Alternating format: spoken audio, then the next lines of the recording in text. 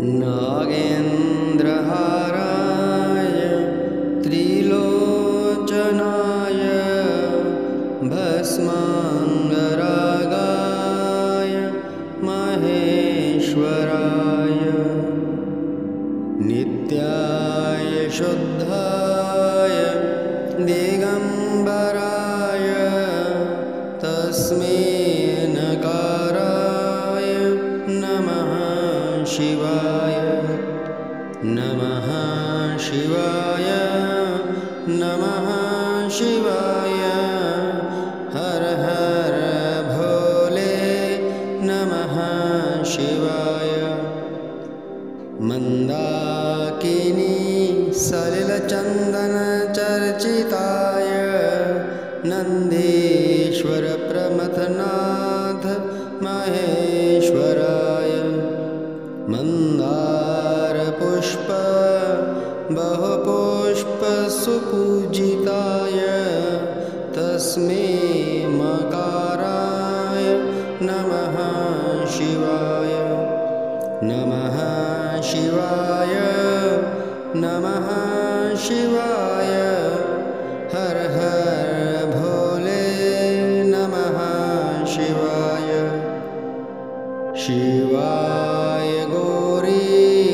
वदनावजवृन्द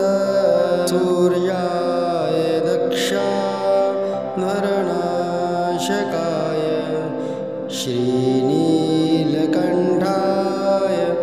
वृक्षध्वजाय तस्मै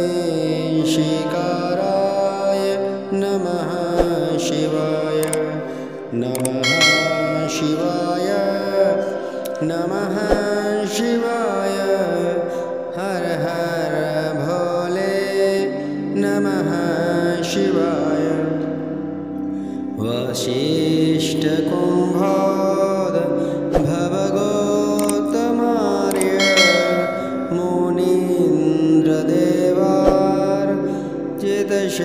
मुनीन्द्रदेवार्चितशेखराय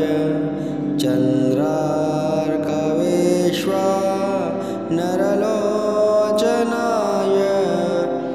तस्मै वकाराय नमः शिवाय नमः शिवाय नमः शिवाय हर हर भोले नमः शिवाय यक्षस्वरूपाय जटाधराय पिनाकहस्ताय सनातनाय दिव्याय देवाय दिगम्बराय तस्मै यकाराय नमः शिवाय नमः शिवाय नमः शिवाय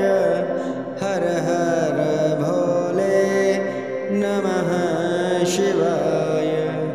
पञ्चाक्षरमिदं पुण्यं या पठेत् शिवसन्निधौ शिवलोकमवाप्नोति शिवेन सह मोदते।